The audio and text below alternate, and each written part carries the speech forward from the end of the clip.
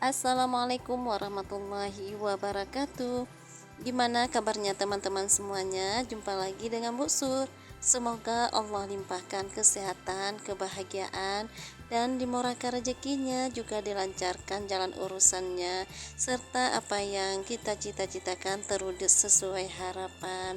Amin ya rabbal alamin. Alhamdulillah, senang rasanya bisa share lagi kegiatan saya, kegiatan ibu rumah tangga yang tinggal di desa dengan rumah yang sangat sederhana. Baiklah teman-teman, di sini saya awali kegiatan saya selesai sholat subuh gitu ya teman-teman. Jadi di luar itu masih remang-remang. Saya itu udah terjun ke dapur gitu ya teman-teman, mau buat nasi goreng. Di sini saya buat nasi goreng dan ikan goreng aja. Kalau saya ya teman-teman, kalau ada lebih nasi semalam yang sisa semalam, itu saya selalu buat nasi goreng. Soalnya biasanya kalau saya itu kalau ada lebih banyak ataupun sedikit, saya tuh pasti salin nasi yang semalam itu, kemudian saya masak yang lainnya. Maka dari itu, nasi yang udah saya salin itu kan udah dingin sampai mereka itu makan di saat paginya. Maka nasi yang tinggal yang saya salin itu saya buat nasi goreng supaya hangat kembali dan enak bisa dimakan gitu ya teman-teman. Jadi anak-anak saya itu jarang makan nasi yang udah dingin. Soalnya ya teman-teman, walaupun saya hidup sederhana, saya usahakan jangan sampai pernah kosong nasi di tempat nasi. Jadi walaupun nasinya tinggal sedikit, saya salin langsung saya masak yang lainnya. Karena saya itu punya anak-anak kecil, nggak tahu mereka itu kadang-kadang pulang sekolah udah lapar, udah pingin makan. Jadi kalau ada nasi walaupun nggak ada sayuran, nggak ada ikan, pasti ada telur, bisa saya ceplok telur mata sapi, jadi mereka itu bisa langsung makan. Tapi kalau misalnya nggak ada nasi, rasanya lama mereka menunggu, kasihan juga gitu ya. Makanya di sini kalau nasi di rumah saya itu saya usahakan selalu ada. Soalnya masaknya juga nggak ribet gitu ya teman-teman, cuma cuci beras kemudian masuk di Yongma ataupun Cosmos, langsung bisa kita colok di dinding, nanti bisa masak sendiri. Oke, baiklah teman-teman, hanya ini menu sarapan kami kalau di pagi itu. Kalau nasi goreng paling ikan goreng, ikan sambal lado, ya Kak, yang nggak bisa lupa itu air teh yang hangat gitu ya teman-teman. Jadi kalau anak-anak itu sebelum sekolah selalu minum teh yang hangat. Walaupun nanti mereka itu minum es ataupun yang lainnya di sekolah, tapi paling tidak udah ada yang hangat-hangat di perut mereka.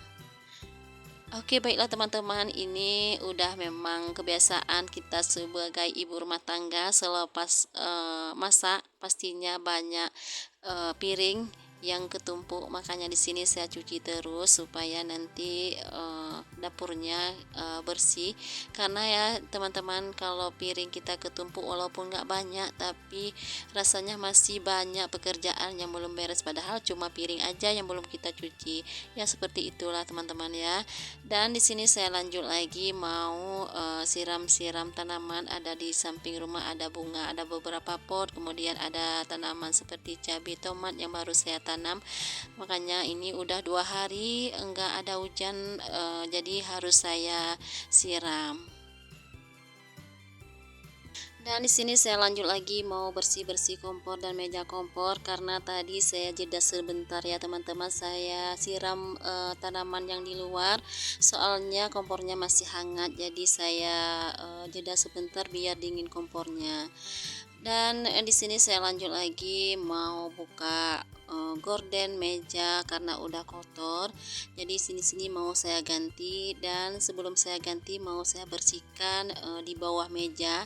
Soalnya di sini banyak wadah yang besar-besar. Di sini ada wadah tempat beras, tempat air minum, kemudian ada tempat tepung-tepung. Jadi di sini saya bersihkan, saya sapu karena udah beberapa hari juga enggak saya bersihkan. Walaupun tempatnya tertutup pasti ada juga debunya yang masuk. Makanya di sini sesekali harus saya bersihkan juga dan menata ulang kembali barang-barang yang ada di bawah meja. Oh ya teman-teman, air minum di tempat saya itu saya beli air galon di gede. Jadi saya simpan di dalam toples di bawah meja.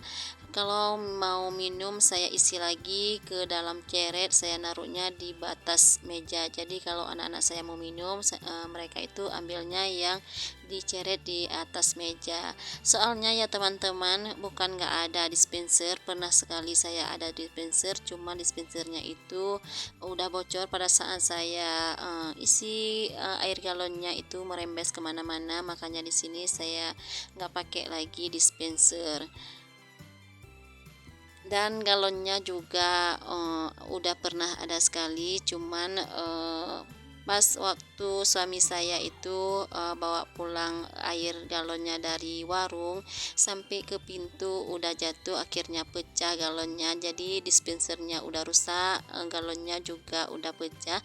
Makanya di sini saya simpan di toples besar ini aja. Nanti kalau ada rezeki rencananya saya beli dispenser yang lain, cuma sekarang itu belum ada lebih, makanya di sini ya seperti ini aja. Yang penting kita bersyukur bisa minum, bisa hidup, bisa makan. Yang penting itu ya teman-teman.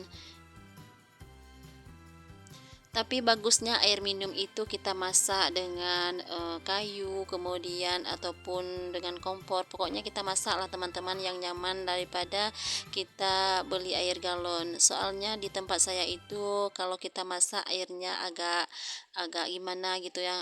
Kalau kita minum kurang enak, kurang puas gitu ya, karena air sumurnya itu dekat dengan laut, jadi agak gimana rasanya, ada tawar, kemudian ada rasa asin-asinnya.